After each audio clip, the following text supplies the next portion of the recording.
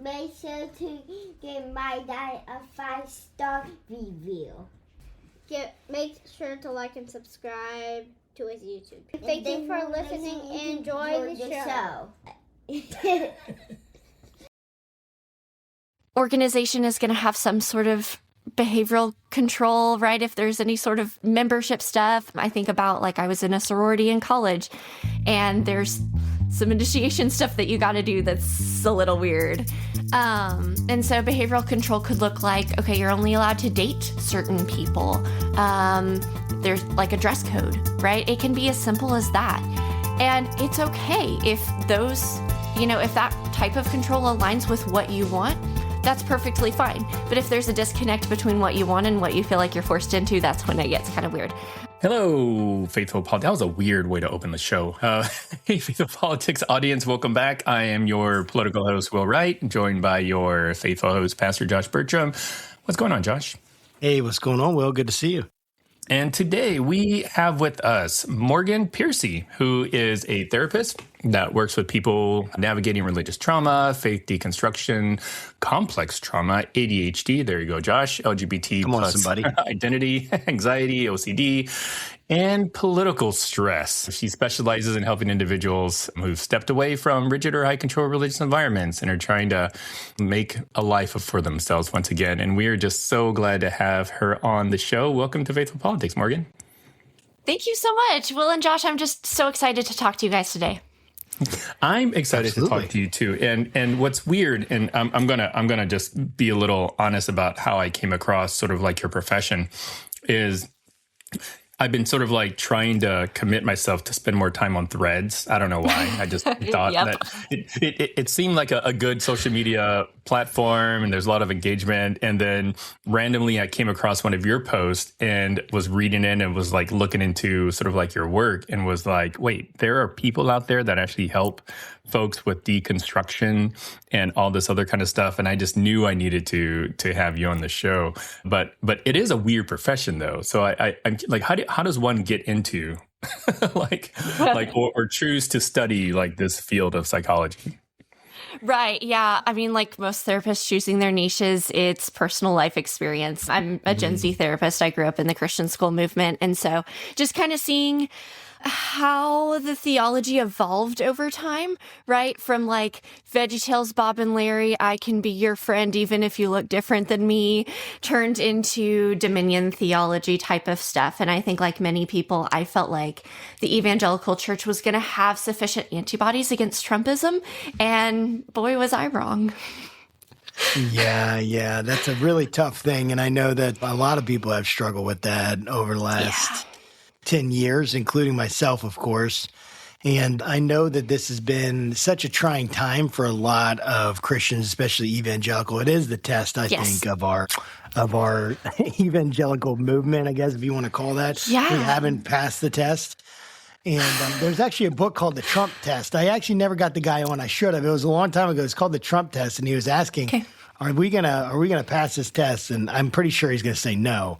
At this point, I haven't looked at what he said lately, but I love that you work with religious trauma, and I would love for you to kind of talk to us about like what are we talking about when we're talking about religious trauma? We've had people on that have dealt with this issue before, but I'd love for you to remind us of that, and then even like how is it similar? Like, and almost like for some people, they're gonna be like religious trauma. Like what? That's like, that sounds silly.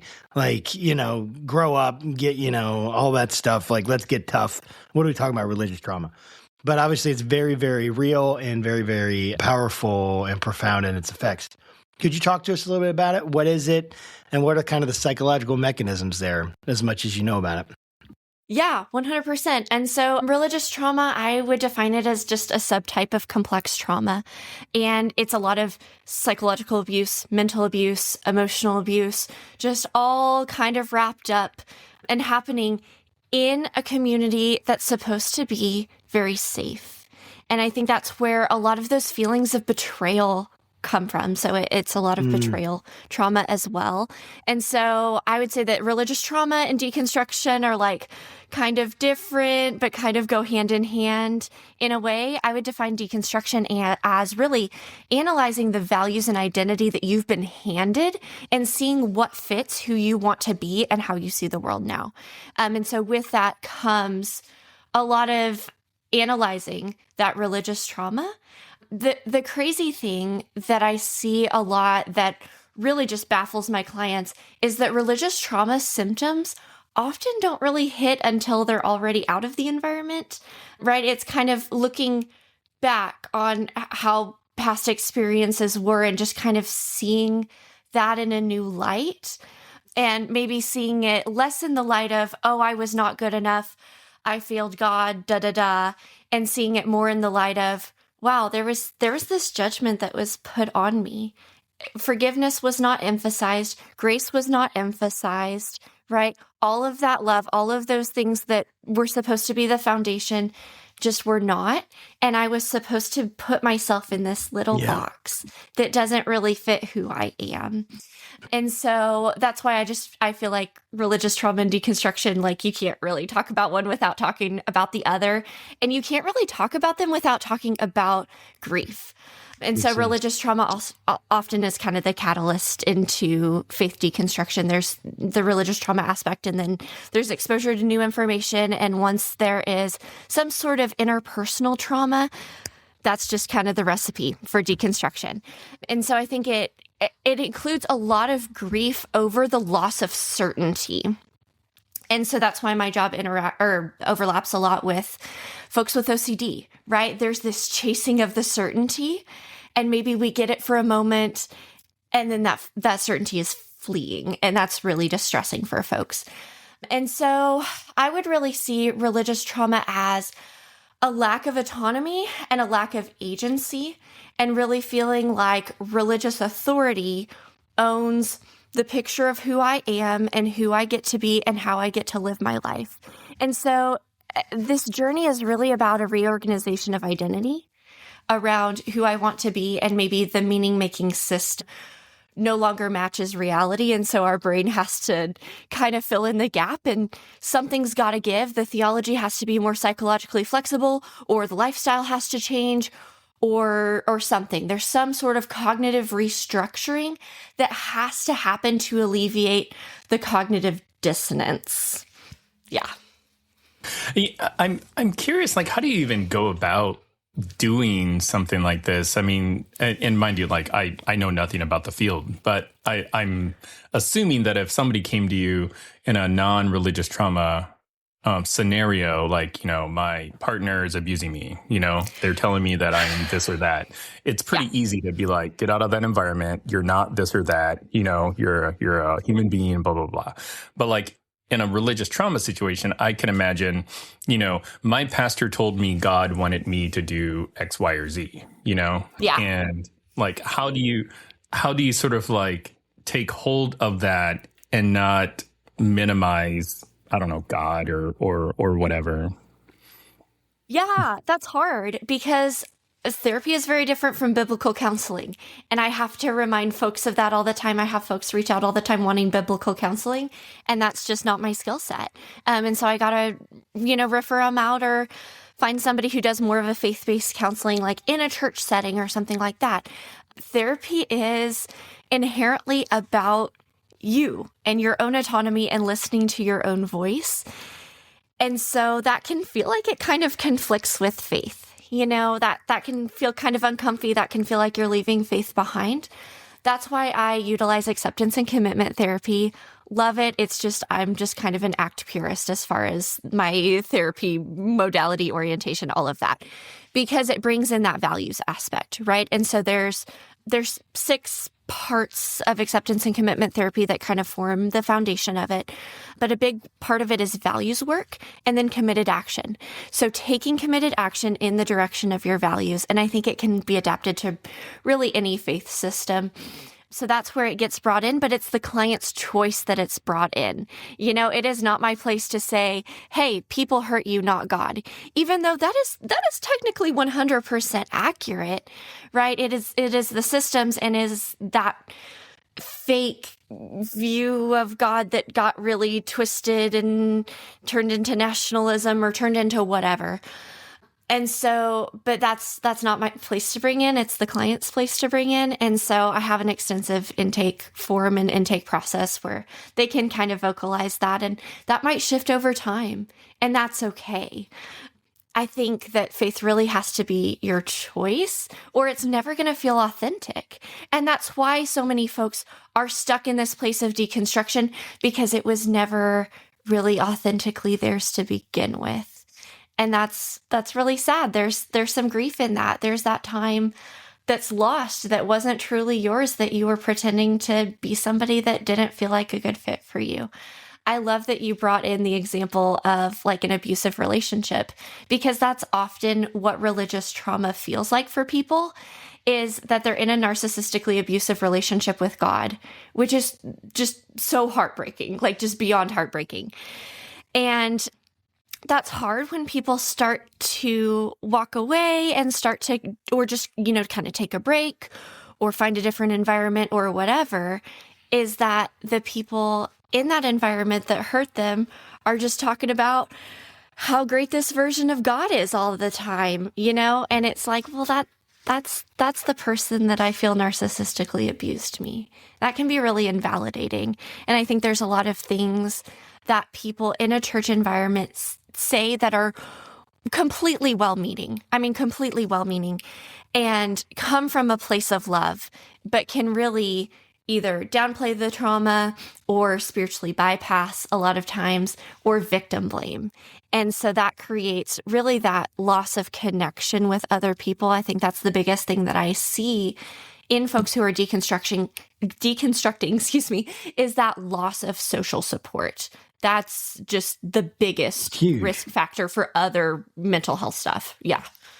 Social death is like the idea that your group has now rejected you, right? Yeah. So you have, obviously, it's even more social death. It can be more technically about a group of people that have been targeted to be essentially erased socially from from a country or nation or whatever. And so, but like the concept, I guess, bringing over into like all that support system I had, the idea of social death, right, I guess as a strategy that was employed by different authoritarian regimes, was that it would make it so bad that the group they didn't want to be there would leave. So you remove all support, all right? So if you remove support, then it feels like death. And we were talking someone recently, and I always forget the names. I'm so bad. Everyone, I've forgotten your name. I apologize. I really do try to remember. But it was a guy, we've had so many people on the podcast. I don't know. Can you just give me a break? But he talked about how when we're wrong, it activates the same circuits in our brain as death. Like as the fear of death, right? The fear of dying, all this stuff, like the fear of being wrong. It activates these really primal systems within our nervous system that get us going. And it's so fascinating to me how much our brain interacts with the spiritual, right? It's going to be there. And I know that this is something you're dealing with all the time. And I remember this. I remember a book, Our Brain on God. And basically, the author makes the argument that it doesn't matter what kind of God you believe in as long as that God is good. And he was making the statement in terms of your psychological health. It doesn't matter. So obviously, he can't make a statement about reality like that, as opposed to God has to be good because I want him to be good. But his idea for our psychological health, that it doesn't matter what kind of God we believe in, as long as we believe he's good. And if we believe he's bad, it's as bad as, like, he suggested having a Surgeon General's warning on religion that has a vindictive deity within it. And so thinking about that again, all of that that's a whole conversation in of itself.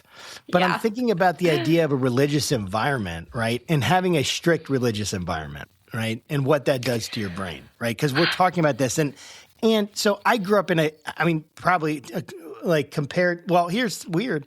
Compared to Will, I probably grew up in an environment that was very strict in some ways, but from what I know of his story, he's told me, he grew up in an environment that was extremely strict in other ways that mine was not. And so, and that wasn't necessarily attached to religion. I'll let him speak on that one. But my strictness was attached to religion, no doubt. And so if it made mom and dad mad, it made God mad, essentially, is what I thought. But how bad is that really, Morgan? I guess that's what I'm getting at. No doubt it's bad. And I guess where's the threshold? It can be bad is what I'm saying. But what's just being strict, doctrinally firm, versus psychologically harmful? Is there a threshold there? Does that make sense? I just would love to hear your thoughts on that. Wait, and also before you answer, keep in mind, I will play this clip to his children. So yes, do it, please. Love it. No, I think a big aspect of religious trauma is family of origin dynamics. And Josh, I think you just hit the nail on the head with that one, especially in more Southern Baptist type of culture, independent Baptist, those type of environments. Yeah, you really hit the nail on the head there. There's a lot of family dynamics. And I hear a lot about a parent with some sort of cluster B personality disorder. So that's including narcissistic traits, histrionic personality disorder, so like attention seeking. And I don't want to sit and villainize those folks. That, those type of ways of adapting and being in the world has come from their own generational trauma. So we got we got layers and layers of stuff going on. Trauma upon trauma. It's like a nice trauma cake. Yes, 100%. The cycle continues. And so with parents with those types of traits, sometimes they use theology and God as a weapon. That's also really common in Catholic families. That's now a weapon, and now it's you're displeasing God. It's not, this beautiful, you're made in the image of God, and that's why you have inherent value. There's more of a focus on, I think about my own background. I grew up with Calvinist influences, and we had to repeat, I think it was Romans 3, no one is good, no, not one. And so I had to call myself worthless every single day at school. And, that passage is beautiful when you continue it, but you got to think about what in the theology is being emphasized, especially for young developing minds. I don't think it was healthy for me in high school to call myself worthless every single day. And so those types of aspects of the theology can kind of get emphasized over others, right? It's not our identity is in Christ and that's a beautiful thing. It's our identity is so rooted in Christ that we can't have anything else going on, right? Everything else is so small because everything is about this perfectionism. And so it really depends on where the emphasis is. So that's a big one. So with family dynamics, trying to untangle that, there's a lot of guilt and shame, and there's a lot of quiet leaving, a lot of suffering with the doubt and the thoughts and the whatever for so long, and now you can't really tell anybody because now you're in sin for even having these thoughts. I think that was a big thing on my own deconstruction journey, and this is hard because this kind of, conflicts with a lot of views of Scripture. But I sincerely believe that thoughts are thoughts. And I think my idea of being able to sin with your thoughts has become a lot more flexible because of my training, in stuff like OCD. I see a lot of, so we talk about how purity culture impacts women. There are so many resources out there of how that's just awful for women. But I think when purity culture goes too far, it's also really hard for men too, especially with men who have anxiety and OCD type of traits. They now feel that being attracted to a woman is lust, right? They take that verse that Jesus is talking about, even if you look at a woman, right? That has been presented to them as attraction equals lust. And so now that's hard for them to go and have a psychologically at all. Right. Yeah. And it hurts my heart so much. Yeah. And so just legalism getting out of hand. It's right. kind of like when I was when we were in when I was in high school, and I won't just for the sake of being clean on this episode, I won't say everything that we used to say in high school, but basically we used to tell someone that any time they essentially had a sexually impure thought, God was going to kill a kitten. And so that's essentially what we'd say. And so every time, so all these guys are just killing hordes of kittens, and they can just feel guilty about it. The blood is on their hands. Anyway, that's the kind of stuff you do when you get into this kind of like a psychological space, I think. Yeah, 100%. Yeah, I mean, that is exactly magical thinking, because those things are not related, but you feel like the stakes are pretty high, and now you're responsible that a random kitten out there is dead. And that's got to weigh on you quite a bit. An angel doesn't get its wings, a kitten dies.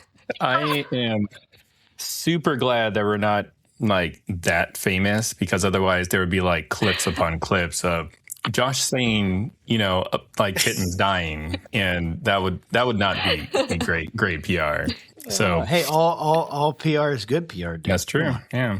I am curious, Morgan, about religious trauma and spotting it for like faith leaders. I mean, like I don't know how much of that actually goes on, like in your experience, do faith leaders or pastors, reverends, look amongst their congregation and it's like, oh yeah, that person is struggling because of the church or whatever like that. Like, are there kind of like signs, that pastors could utilize, when they've got congregants that, could be experiencing religious trauma? Because I think even like you said, like it's not normal or natural for you to be like, oh, there's something wrong in this church. Let me go talk to the elders, and just like dump on them everything that's happening, because they're probably going to get, kicked out or whatever. So like, what advice would you have for pastors?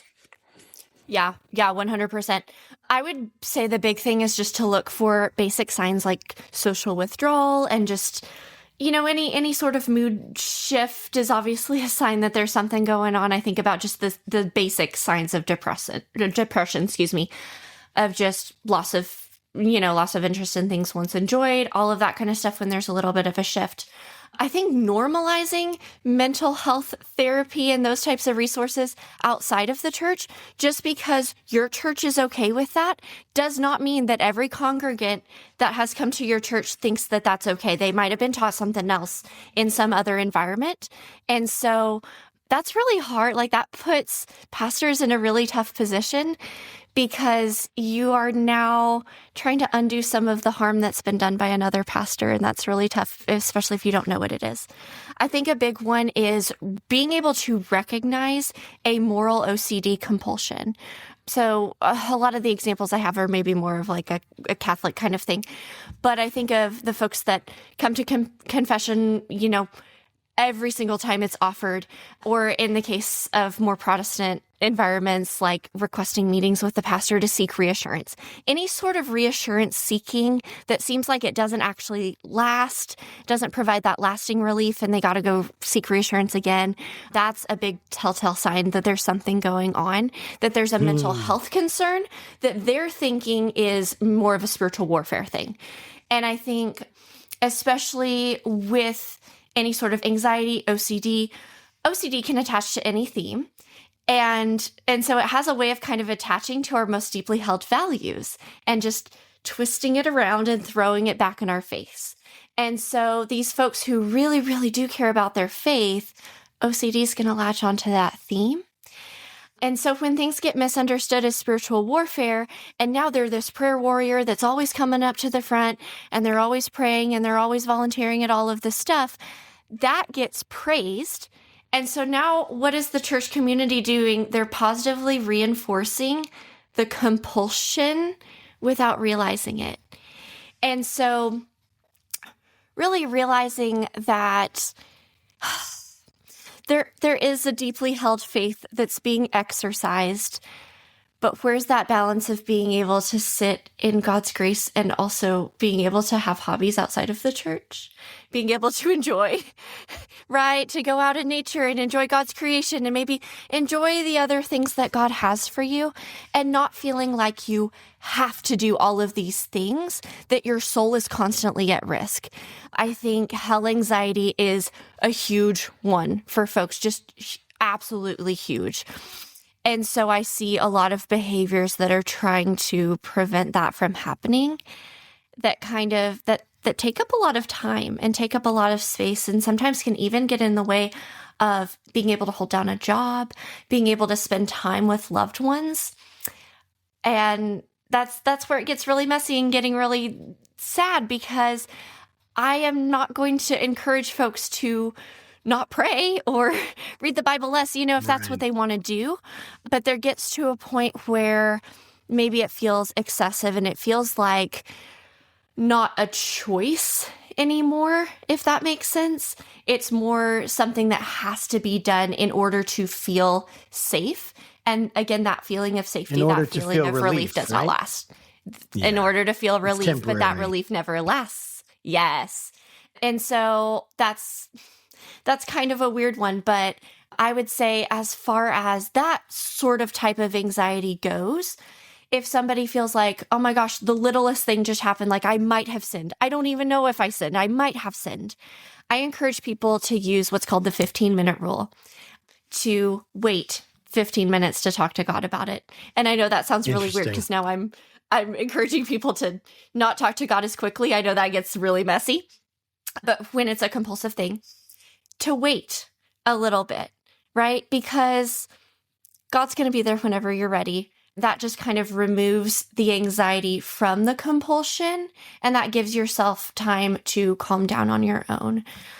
As far as stuff outside of all of that OCD anxiety thing, I think I talked about social withdrawal. That's a big one. I would really encourage folks to still have those church relationships, but take them outside of church. Like go bowling with your church friends, right? Like do something else like that. And that will really deepen the relationship and make it feel a lot more authentic. It's not just like a church friend. It's a friend and you go to the same church, right? That might feel a lot more authentic and a lot deeper. And I think especially for those folks who are doubting and maybe considering walking away or considering going to a different environment, taking those relationships outside of the context of church, outside of that triggering context, can really make you feel like, okay, you still have that social support, even if you're going to end up making different decisions in your life. And that's okay.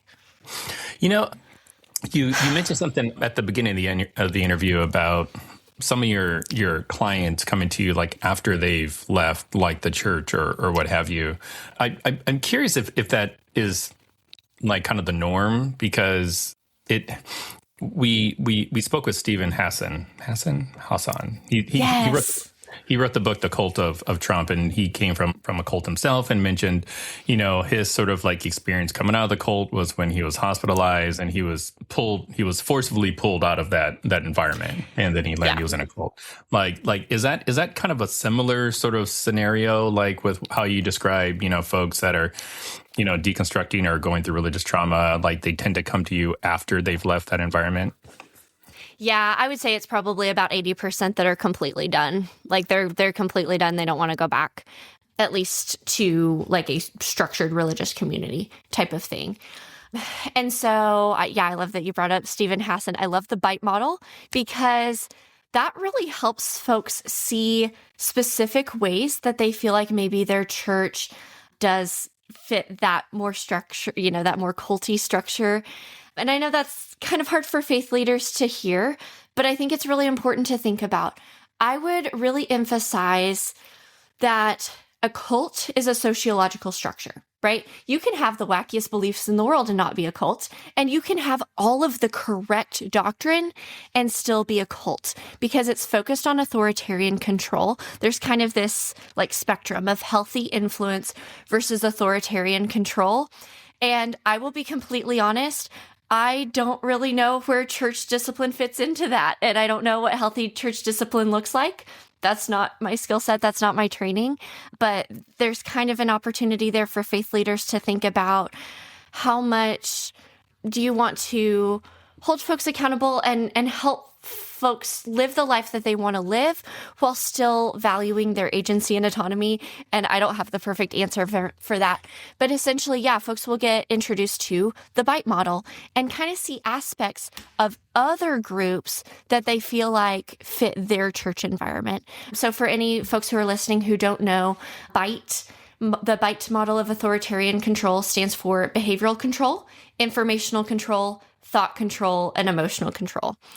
Behavioral control, I think, sometimes can be a really hard one to pinpoint because any organization is going to have some sort of behavioral control, right? If there's any sort of membership stuff, I think about like I was in a sorority in college and there's some initiation stuff that you got to do that's a little weird.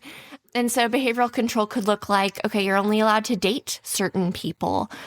There's like a dress code, right? It can be as simple as that.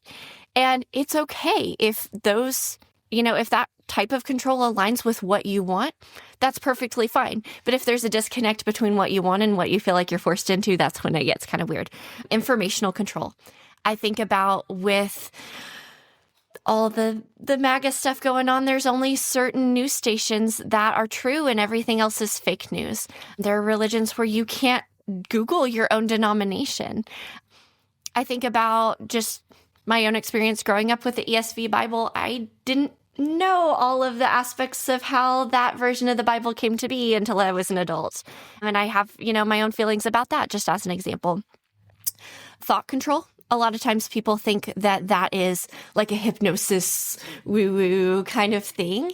And I would say that thought control could be repetitive phrases. It could be anytime you bring up a legitimate concern, you're told to pray about it. And so now it's your own thoughts that are suppressing that doubt with authority and that, that questioning, that whatever. And then emotional control. The biggest example I could think of is fear-mongering about hell. That's a big one. I remember growing up, I was told tithing is not necessarily a salvation issue, but, so it kind of like starts to go in that where it's, okay, money or you could go to hell. Which is hard because you also want to be biblically accurate, but then how do you balance all of that? Yeah, it's messy. It's really messy. It's extremely messy. And I just really appreciate you kind of outlining some of that. I mean, it's important because, again, all of those things, it's like, it's a cult when you get to certain extremes. It's like, but seeing it on the way, it's like that fallacy of the heap where it's like, at what point does it become an actual heap? Or when you take something away, like one grain, it's still there, but then you take another grain. It's like there's this, it's hard to know when that change is made. And do you want to speak on that? I have I have something, but it's going to take us a little bit of a different direction, not too much. But okay, if you want to say anything about that, go ahead now, if you'd like. Yeah, I'll talk on that. I think the biggest thing is, how does your nervous system feel when you walk into church? And I think for a lot of folks, interesting. Yeah, for a lot of folks, they were raised in a certain environment. What about for a pastor? What does that mean for a pastor? Ooh, like if you got stage fright? No, not stage fright. Oh, okay. Impending dread. We don't need to get into that one right now. But maybe later. Okay, no, it makes me curious. Yeah, that's funny. Same. So yeah, how your nervous system feels, or maybe how your nervous system feels around a particular somebody. I don't know where you were going with that, but really how your nervous system feels in a certain environment or in a certain relationship. I think that's huge. And I feel for pastors who maybe can't necessarily get out of that situation. I hear that. And is it? I'm not. It's not really that. But I did have there was a point where that was the case. But anyway, I don't need to get into all that. That was my own anxiety, depression, all this about the future, and that flares up sometimes. But I think that's really good. And can I ask you a question about a law that's coming out that I'd love to get your thoughts on? So Georgia's considering, and actually I think this either passed. It was in the Roy's report, so I can fact check that or whatever. We can put a link in there, or people just go Google it, right? So, but that it's going to treat sexual relationships between clergy and congregants as a crime, like at the same as like a counselor or a coach or a teacher or something like that, as a crime. And so I'm really interested from a therapist's perspective, and it can be pretty stiff penalties for the crime. So the whole idea is that it's an improper use of power and it's spiritual abuse. Well, then that actually comes into sexual abuse, like physical. But it's like, even when there's consent, I'm not talking about minors. That's clear case, right? I'm saying that even when there's consent, right, there is of adults. So I guess there is a situation where there is a student who is attending a local Bible college and then got into a sexual relationship with a pastor and wanted to like bring criminal charges, but had no pathway in the law. And so this kind of, I think, brought about this impetus to pass this law. I think the actual law, I did look it up. It's SB 542 in Georgia. And so, so they're bringing that out. So I'm just wondering, what do you think about that? Are the dynamics the same? Is it like, I'm just wondering, like, I don't know. I mean, obviously it's inappropriate for a pastor to use his power or her power in any way that's like gonna hurt someone else. But I'm wondering what you think about that from your perspective and your expertise in this. Yeah, I love that you brought this up. I did not know that this was a thing. Initial thoughts off the top of my head. I love that you brought up minors. I mean, that's should be clear cut. I also hear of a lot of situations where a youth pastor and a former student get engaged like 2 weeks after she turns 18. So there was obviously some grooming going on. Let's be real. Right? Hey, they're in love. Yeah. So I think I like that you brought up both sides because it's like a yes and. My answer is going to be like a yes and. I do think that there is clearly an opportunity for a spiritual abuse of power. I see a lot of ways that could go really wrong, especially if the pastor has any sort of narcissistic tendencies, and there's gaslighting and there's spiritual bypassing and there's all of the, again, using spirituality as a weapon. But I think there's a difference between my own personal opinion that, whoa, that is super likely, and whether or not I believe that should be legal, if that makes sense. Maybe that's not the best way to have a relationship, but as far as legality, I think that people deserve to be able to consent to be in those types of relationships if they want to be. And maybe they're being coerced into it, but they should be allowed to. And obviously they should be allowed to get the resources to leave, but they deserve autonomy too. They deserve that choice. And so, yes, maybe they're making that choice because they've been coerced, but legally they're an adult and they can consent. So I would probably have to lean on that side overall. That's interesting. What do you think, Will? I'm interested in what if you have any thoughts on that. I have thoughts. I have lots of thoughts on this issue. Many thoughts. I don't have any thoughts. I do think that there is kind of a woeful at times, though, sense of like I was even just talking to Will, like I think pastors can be woefully trained and undertrained to deal with some of the situations, especially psychological situations you're talking about where spirituality and mental health are very, very close, and trying to parse them out is tough. Because obviously you don't want to say your spirituality is disconnected from your mental health, because that's simply not true.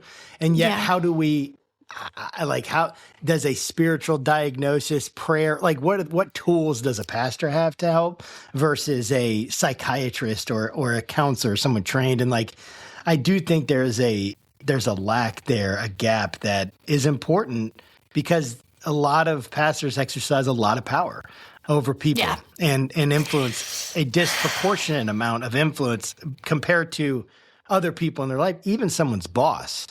Right. Yeah. And so, but that is a voluntary relationship, right? I guess in every sense. I don't know. It's tough. Yeah. It is tough.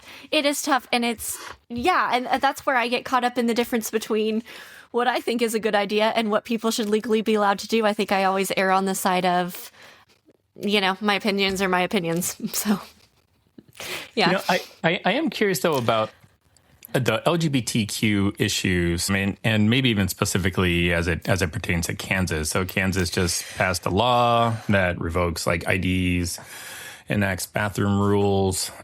I am fairly convinced that if not for religion, people, in the LGBTQ community probably wouldn't be harassed as much as they are. Yes. And I'd love to just kind of get your thoughts about what is sort of all of our collective religious activity doing to the mental health of LGBTQ folks?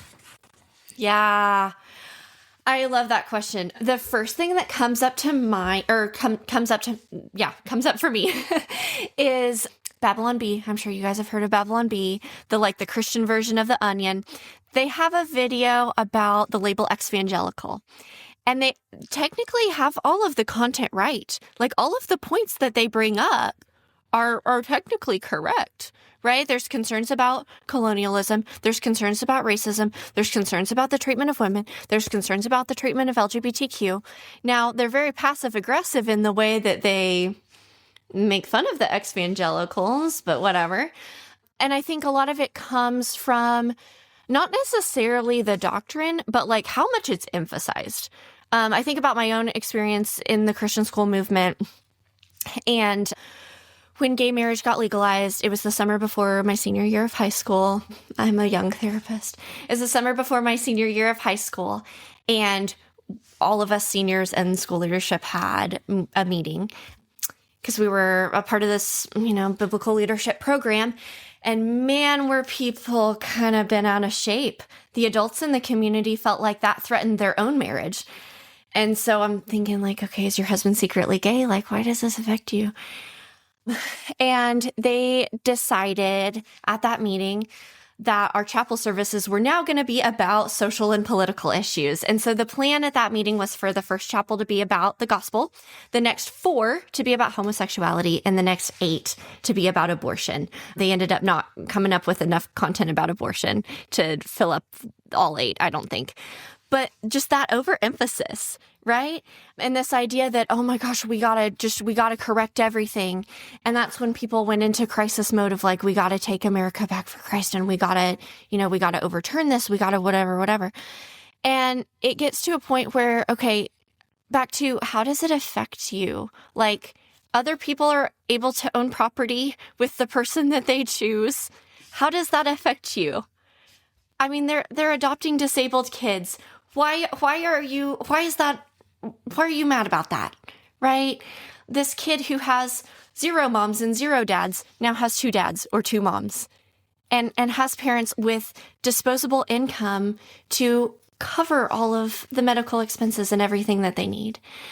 And so I think there's this perception that there's a lot of picking and choosing. I think, yeah, there's the perception that there's a lot of picking and choosing. And so a personal pet peeve of mine is when folks from conservative environments are like, oh, well, you're picking and choosing what you want to follow. And it's well, I mean, we kind of all are. It's an ancient document. We're trying to figure out what's a poem, what's metaphorical. The conservative purity culture people ain't touching the Song of Solomon, excuse me. There's always going to be some sort of us sifting through what's literal and what's not, and what's more important than other stuff. And so it's messy. And I know I've said that for every single question, but I think a lot of it is just harping on it so much that it constantly has to come up. And you think about the frequency that it's in the Bible versus the frequency that it makes its way into sermons. And there's that disconnect there. And there's that disconnect of Jesus is saying, okay, blessed are the poor. This is our priority right now, right? This needs to be our priority. And that's not the church's priority. And the church wants to use political systems to take away food stamps and take away free lunch programs and stuff like that. And so it's really just proportionally, it's weird. With LGBTQ folks that are also Christians, like what's the dynamic there? I mean, Christians, kind of big C Christians, have always wanted to sort of like limit who can be part of the group, right? So it's either women or blacks or it's, same-sex marriage, whatever. Like it's they always want to keep a monopoly on who can be on the in group. And I'm curious, like if you're an LGBTQ believer, I mean, number one, God bless you, like, but two, like how are they kind of just working through, like you obviously don't have to give us any insight in your conversations you're having, but just, broadly speaking, like how are they kind of navigating the spiritual side of their faith and an entire network of people that are trying to tell them that they should not or could not be Christians? Yeah, 100%. I think a big one is the Love Wins book. I mean, I think that's a super basic book, but that's kind of the mindset, and that's kind of where it starts. I think a big one is the passages that kind of link homosexuality to end times, right? I don't remember the specific passage or where to find it. I would have to Google it, but hopefully y'all know what I'm talking about. The idea is that it's taken to be interpreted as more of like a lust kind of thing versus a long-term same-sex committed relationship. And so that's kind of where we get into the psychological flexibility and different interpretations of scripture and whatever. And I think there's a lot of emphasis on the fact that Jesus did not say anything about homosexuality. That helps folks find a lot of comfort in kind of reconciling these things. Because there is a lot of cognitive dissonance if you're told, just all of this stuff, Leviticus, maybe, all this, you guys would probably know more than me about homosexuality, trying to like reconcile that with where they're at now. And I think a lot of it comes from this place of, okay, God made me good the way that I am. It comes from this rejection of the more like extreme Calvinist, you're born totally depraved, you're inherently bad, you inherently deserve hell, all of that. That theology kind of gets dismissed and it gets replaced with this idea that, okay, God made me in the image of God. I am the way that I am. God chose me to be this way. And so this is just who I am fundamentally. And so just the idea of LGBTQ and the doctrine of original sin, just kind of that's something that just kind of clashes a little bit and needs to be reconciled. And then I think another big one that I see is like Gen Z type of young adults who identify as LGBTQ and identify as asexual and polyamorous. And I know that's an uncomfortable one to talk about in Christian spaces. But for them, they're like, okay, in this situation, how is there sexual immorality? I'm getting more connection and more people who love me. And so that the lust type of theology stuff doesn't really hit them as hard because that just doesn't completely fit for them. So I see a lot of that kind of stuff happening too. I know I kind of wandered away from your question. I think it comes from a place of just finding a different community that just has different emphasis, and maybe there will always be a little bit of cognitive dissonance for some of those folks. I think a lot of religious indoctrination runs really deep. I mean, it runs really deep and you feel it in your nervous system, and those are the voices in your head that keep telling you you're bad, you're sinful, you're worthless. And so a lot of my therapy approach is, instead of getting you to not think those things, because those thoughts, bad thoughts pop in there, like that happens, to be able to talk back to them in a way that takes away their emotional power, to be able to say, maybe I am still living in sin, but I'm going to trust in God's forgiveness. Maybe I am not doing things the right way, but I'm doing the best with the information that I have. And so really taking away the emotional power from that shame. Yeah, that's super interesting. I have so many thoughts when it comes to that because, it's okay. I won't be able to get to them, I don't think. Okay. Because I got to ask questions. But when I'm thinking about, I've had quite a journey when it's come to like the LGBTQ community in my own personal theology and in my own personal, just kind of like how I need, as a pastor, as a thinker, as a theologian, I have to think through this and take people's experiences very seriously. Take the modern science very seriously, as seriously as I can. Take the principles of the ancient text. It is an ancient text. There's no doubt about it. There's no way to get around that. Yeah. And yet there are many ancient texts that we learn from, right? And so, and is this, in the question for many people, right, for Christians, is this ancient text different than other ancient texts? And if so, how so? And does it carry, what kind of weight does it carry in our lives today? And those are questions that anyone who's saying a Christian, which is like following Jesus, this guy who lived 2,000 years ago, was executed by Rome and apparently raised from the dead. That's what his followers thought. That's what they said. That's what they preached. That's what we heard. And then somehow either we were born into it, convinced of it that way. But everyone, to an earlier point that we made, everyone needs an adult experience of like with God, I think, because your childhood experience with God isn't going to carry you through the complexities of faith when you realize, oh, wait, there are a lot of people that don't think Moses wrote the Pentateuch. Oh, wait, people don't think the same thing, even Christians, about inerrancy that I do. Oh, wait. It seems like evolution makes a lot of sense and all the things they're saying, and yet I've been taught that it has to be 6 days or I'm going to hell my whole life, which I don't think, right? But what I'm saying, though, is that we have all these psychological categories that we carry that really aren't about truth. They're about safety. They're about social belonging. And we care way more about social belonging than we do about truth. Let's just be honest. We don't care about truth that much. We care about if people accept us and we belong to a group, every single one of us. And so fighting against that, being a critical thinker, is hard for that very reason. That's the exact reason it is. Because you're going to put yourself in a position where your group doesn't like what you're saying if you're thinking critically. Because you're going to come to a place where you guys are involved in groupthink right now. You guys are doing something that doesn't make sense. Anyway, I'm kind of rambling here, but I went through a transformation in all of this, and I'm still theologically, I have not become convinced of the arguments that have been made on the side of like I guess you would say the pro-LGBTQ side of it. You've got affirming versus non-affirming. There's different ways of saying it. We've had different people come on and talk about it.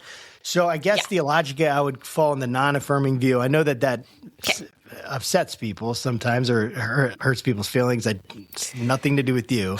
Everything to do with my sense of integrity, truth, and what I believe the scriptures say. But thinking about, we have to live, and this is where I've wrestled with, and I'd love to hear your thoughts on this, because we have to live in a pluralistic society. It doesn't matter what it was in 1950. We're not in 1950. Yes. We're in 2000. It's February 27, 2026. Right. Yes. So I don't really care what it was like in 1950, to be honest with you, or 1850 for that matter, except just to understand what it was like so we never go back to the things that we don't want from there. And so we have to live in a pluralistic society, which means we have to let other people live their lives. Yeah. And I'm having a harder time finding arguments that can say an LGBTQ person shouldn't be able to do whatever it is in their life with another consenting adult, even be able to adopt children and things like that. And I know that's going to be controversial. I just theologically, biblically, sure, I can find all sorts of reasons why as a Christian I would have the conviction about that. Pluralistic society, the arguments get tougher to say that we should remove rights from people. And I think that if we remove basic rights, certainly basic rights from any group of people, that is bad for every group of people when we do that. And so, I don't know. Those are just some of my responses, I guess. There's many. You brought up such great ideas. Like I want to go back and kind of make a list of them. Because seriously, because this is the kind of stuff I'm trying to think through and work through. But I don't know if you have any response to anything I've said. I'd love to hear your thoughts on that. Josh, I absolutely loved what you shared. And I loved how you articulated it, right? There's a difference between this is my faith, this is my truth, this is my relationship with God, this is what I'm going to do, and what other people are allowed to do. And that is just kind of the foundation of everything that aggravates me about dominion theology. Yes. And so yeah. Dominion And so theology sucks. I'm just going to say it. It's awful. It's horrible. Yes. Yeah. Go ahead, no, sorry. it's the worst. Yes. No, I appreciate that. And so I love that perspective. And I think there's an opportunity for the church to really come in and be a light in that way by explaining, really, it's boundaries. It's healthy boundaries. It's a difference, right? A boundary is, here's what I'm going to do, right? I think about, okay, if you start screaming at me, I'm going to hang up the phone. That's a boundary, right? A boundary is not, here's what you are allowed and not allowed to do, which I realize in your role as a pastor, that's kind of funky because people are asking that from you. But just talking about sense, just people in general. Okay, cool.